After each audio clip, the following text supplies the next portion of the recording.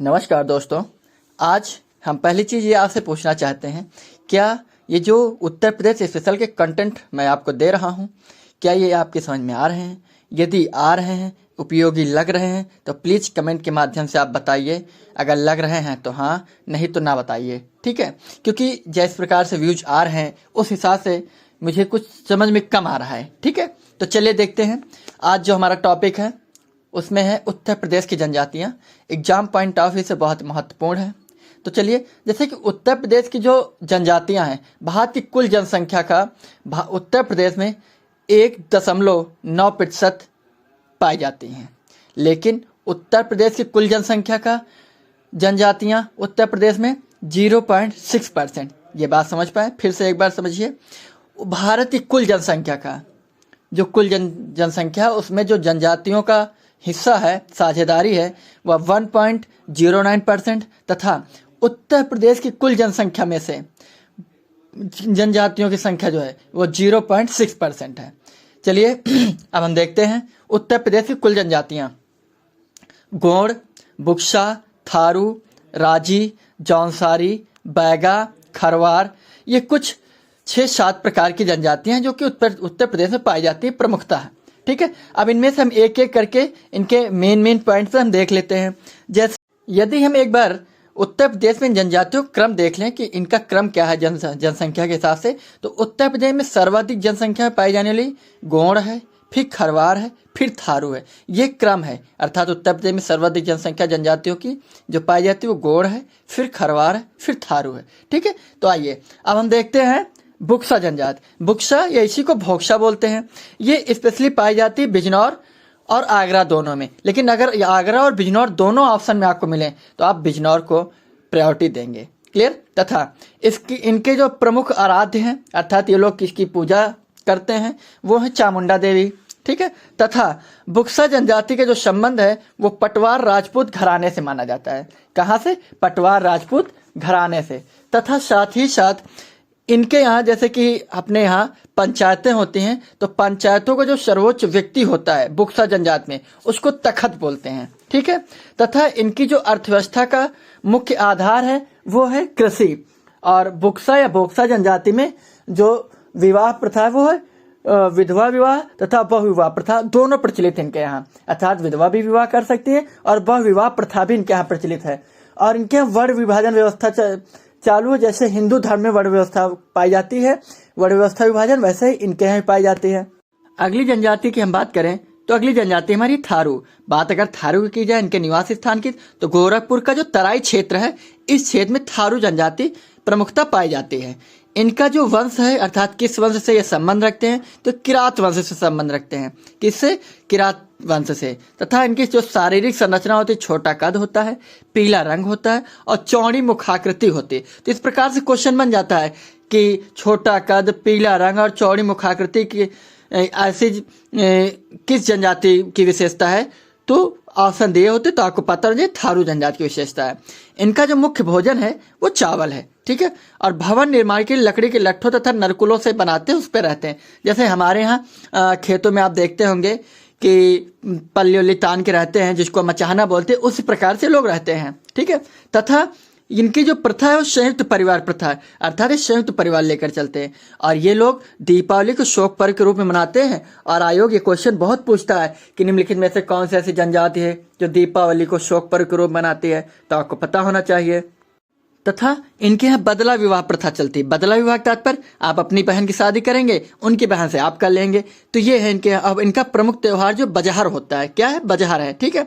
और इनके और थारू जनजाति के विकास के लिए एक परियोजना चलाई गई है, 2 अक्टूबर 1980 को प्रारंभ की गई थी। और इनके यहाँ लठ भरवा भोज दिया जाता है। तो कई बार क्वेश्चन बन चुका है कि लठ भरवा भोज किस जनजाति में चलता है, तो थारू जनजाति में। और इनके बच्चों की पढ़ाई के लिए उत्तर प्रदेश सरकार ने एक महाविद्यालय स्थापित किया। कहाँ पर? लखीमपुर खीरी में, ठीक है? तो अगला जो जनजाति का हम अध्ययन करें वो खरवार जनजाति। खरवार जनजाति का मूल निवास जो है सोनभद्र है, देवरिया है, बलिया है, गाजीपुर, वाराणसी प्रमुखता इस क्षेत्र में पाई जाती है। खरवार जनजाति। खरवार जनजाति के जो प्रमुख देवता हैं बधौस हैं, वनसंती हैं, दुल्हा देव हैं, घमसान हैं, गौरैया हैं, ये है, लेकिन इनके जो मूल निवास है वो मूल निवास पलामू अर्थात पलामू झारखंड अर्थात मूल निवासी कहाँ के, झारखंड के हैं। ठीक है, और ये इनका प्रमुख नृत्य कर्मा है। ठीक है, और ये लोग हिंदू धर्म को मानते हैं। अगली जनजाति हम पढ़ते हैं माहीगीर जनजाति। माहीगीर जनजाति समुदाय जो है उत्तर प्रदेश में ओबीसी सूची में शामिल कर दिया गया है। ठीक है, और ये प्रमुख धर्म इनका इस्लाम है और ये स्पेशली बिजनौर जिले में पाए जाते हैं। बिजनौर में एक यहाँ की जनजाति और पाई जा रही थी, कौन सी, बुक्सा या उसी को भोक्सा। और इनका जो प्रमुख जीविका का साधन है वो है मछली पकड़ना। तथा कुछ प्रमुख जनजातियां जो सोनभद्र में पाई जाती है, कौन सी, जरा ध्यान से सुनिएगा, पहरिया, अगरिया, पटारी, भुइया, चेरो, बैगा, पंखा, पनिका, ये स्पेशली बहुत पूछी जाती है तो आपको पता होना चाहिए। इनमें से जो पहाड़िया और अगरिया है ये बहुत पूछी जाती है। और एक सहरिया जनजात, और सहरिया जनजात जो है वो ललितपुर में पाई जाती है। ध्यान देना, पगरिया सोनभद्र में, पहरिया सोनभद्र में, लेकिन सहरिया ललितपुर में पाई जाती है। ठीक है, लेकिन उत्तर प्रदेश में कुल जो अनुसूचित जनजातियों की संख्या है वो वर्तमान में 12 है, लेकिन 2003 से पूर्व थारू और बुक्सा केवल थी, अर्थात 2 थी। जब 1 नवंबर 2000 को उत्तराखंड भारत से उत्तर प्रदेश से अलग हुआ तो उस दौरान सिर्फ 2 जनजातियां उत्तर प्रदेश में पाई जा रही थी, थारू और बुक्सा। लेकिन आज वर्तमान में टोटल कितनी जनजातियां हैं, 12 जनजातियां हैं। तथा यहीं पर अगर इनकी जनगणना की हम बात कर लें अनुसूचित जनजाति की, तो अनुसूचित जनजाति जो है प्रतिशत में 0.6% है। लेकिन एग्जैक्ट डाटा अगर आपसे पूछ ले आए हो तो आपको एग्जैक्ट डाटा भी पता होना चाहिए, 0.67%।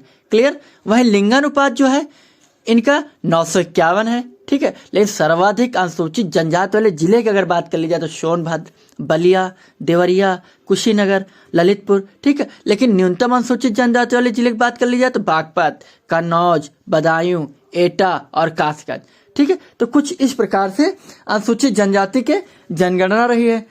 2001 और 2 में उत्तर प्रदेश राज्य के अनुसूचित जनजाति विकास निगम द्वारा एक सैनिटरी मार्ट योजना शुरू की गई। कौन सी, सैनिटरी मार्ट योजना। ये क्या थी, एक्चुअली में सिर पर मैला ढोने पर रोक के बाद बेरोजगार हुए जो भी लोग रहे हैं उनको काम पर लगाने के लिए जो योजना चलाई गई उसका नाम था सैनिटरी मार्ट योजना। लेकिन उत्तर प्रदेश में 2 ऐसे जिले भी हैं जहां पर अनुसूचित जनजाति पाई ही नहीं जाती है। कौन से हैं, अयोध्या, जिसको पहले फैजाबाद के नाम से जाने जाते हैं। अयोध्या बहुत हाईलाइट है, कृपया ध्यान देना। अयोध्या से संबंधित जितने भी फैक्ट हैं उन पे जरा कुछ विशेष ध्यान देकर पढ़ाई करिए। अयोध्या और जौलौन 2 ऐसे जिले उत्तर प्रदेश के जहां पर अनुसूचित जनजाति नहीं पाई जाती। लेकिन उत्तर प्रदेश जनजाति विकास निदेशालय जो है किसके अंतर्गत काम करता है अगर पूछ ले तो समाज कल्याण विभाग के अंतर्गत काम करता है। और उत्तर प्रदेश SC यानी अनुसूचित जाति और अनुसूचित जनजाति शोध एवं प्रशिक्षण संस्थान आपके लखनऊ में स्थित है। तो ये हैं उत्तर प्रदेश से संबंधित अनुसूचित जनजाति से संबंधित महत्वपूर्ण तथ्य। तथा अब हम उत्तर प्रदेश के परिवहन तथा संचार के बारे में बात कर लें। उत्तर प्रदेश में कुल दूरदर्शन केंद्र कितने अगर पूछ ले तो नहीं आता हमें, तो उत्तर प्रदेश में दूरदर्शन केंद्र 3 हैं। आकाशवाणी केंद्र कितने हैं, 13 हैं। ध्यान से सुनना, दूरदर्शन केंद्र 3 लेकिन आकाशवाणी केंद्र 13 हैं। ठीक है, और सर्वप्रथम हवाई डाक सेवा जो है देश में 1911 में शुरू हुई थी इलाहाबाद से नैनी, अर्थात प्रयागराज से नैनी के बीच। ठीक है, और उत्तर प्रदेश राज्य राजमार्ग प्राधिकरण 2004 में लागू हुआ था। कब, 2004 में। लेकिन उत्तर प्रदेश राज्य सड़क परिवहन निगम की स्थापना 1972 में हुई थी। तो कब हुई थी, 1972 में हुई थी। क्लियर। अगला अगर देखा जाए तो प्रदेश अर्थात उत्तर प्रदेश से होकर गुजरने वाला सबसे लंबा राष्ट्रीय राजमार्ग कौन सा है, 19 है। 19 यही NH2 था अर्थात नेशनल हाईवे 2 था जिसका नया नाम NH19 अर्थात 19 कर दिया गया। दिल्ली से कलकत्ता तक है। क्लियर। तथा राष्ट्रीय राजमार्गों की लंबाई की दृष्टि से देश में उत्तर प्रदेश का दूसरा स्थान है। कौन सा स्थान है, दूसरा स्थान। अब आइए कुछ एक्सप्रेसवे के बारे में बात कर ले। जैसे यमुना एक्सप्रेस है, यमुना एक्सप्रेस है उत्तर प्रदेश के 5 जिलों से होकर गुजरता है। इसे पहले ताज एक्सप्रेसवे के नाम से जानते थे। ये स्पेशली ग्रेटर नोएडा से आगरा तक है। अब ग्रेटर नोएडा कहाँ पड़ता है, गौतम बुद्ध नगर पड़ता है। तो कौन कौन से जिले से होकर गुजर रहा, 5 वो कौन से जिले हैं, गौतम बुद्ध नगर, अलीगढ़, मथुरा, हाथरस एवं आगरा। क्लियर। इसकी कुल लंबाई 165 किलोमीटर है। ठीक है। तथा अगला जो एक्सप्रेस है गंगा एक्सप्रेस है, बहुत ज्यादा हाईलाइट है, ठीक है, सुर्खियों में बना हुआ है। ये उत्तर प्रदेश के 12 जिलों से गुजरता है और 594 किलोमीटर लंबा है। कितना है? 594 किलोमीटर। अब वो 12 जिले कौन से आप जानिए, क्योंकि आपका जिला भी इसमें पड़ता है, आपके पड़ोसी जिले पड़ते हैं, इसलिए यहाँ से क्वेश्चन बनने के चांसेस ज्यादा है। मेरठ, हापुड़, बुलंदशहर, अमरोहा, संभल, बदायूं, शाहजहांपुर, हरदोई, उन्नाव, रायबरेली, प्रतापगढ़ एवं प्रयागराज। ठीक है, तो कहां से कहां तक? पहली चीज मेरठ से प्रयागराज तक है, क्लियर। और ये उत्तर प्रदेश के पश्चिमी भाग को पूर्वी भाग से जोड़ने हेतु प्रोजेक्ट की मंजूरी भी दे दी गई है, क्लियर। और यह 6 लेन का बन रहा है, लेकिन भविष्य में 8 लेन भी हो जाएगा ये। अगला एक्सप्रेस से अगर हम बात करें तो आगरा लखनऊ एक्सप्रेस है। आगरा लखनऊ एक्सप्रेस है कि कुल जो है वो 10 जिलों से होकर गुजरता है। इसकी कुल लंबाई 302 दशमलव में भी है, ठीक है, लेकिन दशमलव नहीं पूछा जाएगा, तो एग्जैक्ट जो इसकी लंबाई है 302 किलोमीटर है। ये 10 जिलों से गुजरता है। और 10 जिले कौन से हैं? आगरा, फिरोजाबाद, मैनपुरी, इटावा, औरैया, कन्नौज, कानपुर नगर, हरदोई, उन्नाव एवं लखनऊ। अर्थात कहाँ से कहाँ तक है ये? आगरा से लखनऊ। अर्थात अगला है पूर्वांचल एक्सप्रेस है। पूर्वांचल एक्सप्रेस से 9 जिलों से गुजरता है और यह 341 किलोमीटर कुल लंबाई इसकी। और यह गाजीपुर से लखनऊ के मध्य विकसित किया जा रहा है। लखनऊ, बाराबंकी, अमेठी, सुल्तानपुर, अयोध्या, अंबेडकर नगर, आजमगढ़, मऊ एवं गाजीपुर। अगर यहाँ से क्वेश्चन बनाएगा तो बना भी सकता है कि इनमें से कौन से जिलों से होकर नहीं गुजर रहा पूर्वांचल एक्सप्रेस है, तो आपका रायबरेली या प्रतापगढ़, ये दोनों नहीं आ रहे हैं, क्लियर। लखनऊ से बाराबंकी से अमेठी होते हुए ये सुल्तानपुर निकल रहा है, क्लियर। अगला बुंदेलखंड एक्सप्रेस से। बुंदेलखंड एक्सप्रेस से कुल लंबाई 296 किलोमीटर है, ठीक है। और ये चित्रकूट जिले के भरतकूप स्थित गोंडा गांव में से झांसी प्रयागराज राष्ट्रीय राजमार्ग से होकर शुरू हो रहा है, क्लियर। और ये स्पेशली 29 फरवरी 2020 को प्रधानमंत्री नरेंद्र मोदी ने इसका उद्घाटन किया था। अगला है गोरखपुर लिंक एक्सप्रेस है। ये 4 जिलों से गुजरता है। इसकी कुल लंबाई 91 किलोमीटर है। 4 जिले कौन से? गोरखपुर, आजमगढ़, अंबेडकर नगर एवं संत कबीर नगर, क्लियर। तो ये रहे उत्तर प्रदेश के कुछ सड़क परिवहन। आइए अब उत्तर प्रदेश के रेलवे के बारे में बात कर ले हम कुछ। उत्तर प्रदेश में कुल रेल प्रभाग कितने हैं? 9 है। कितने डिवीजन है? प्रभाग यानी डिवीजन 9 है, ठीक है। उत्तर पूर्वी रेलवे का मुख्यालय आके गोरखपुर में है, तथा यहीं पर आप जान लीजिए कि उत्तर मध्य रेलवे लाइन की जो क्षमता है 150 किलोमीटर, लेकिन उत्तर मध्य रेलवे का मुख्यालय कहाँ है? प्रयागराज में है। वर्ष 2003 में बना था, ठीक है। तथा रेलवे की सवारी डिब्बों के निर्माण अर्थात कोचेज का निर्माण का कारखाना कहाँ लगा? आपके लालगंज में लगा, रायबरेली में पड़ता है लालगंज, ठीक है। और भारत का सर्वाधिक लंबा रेलवे यार्ड जो स्थित है वो आपके उत्तर प्रदेश में मुगल सराय में पंडित दीनदयाल उपाध्याय जंक्शन स्थित है, ठीक है। और प्रदेश में प्रथम रेलगाड़ी जो चलाई गई थी 1859 ईस्वी में चलाई गई थी इलाहाबाद में।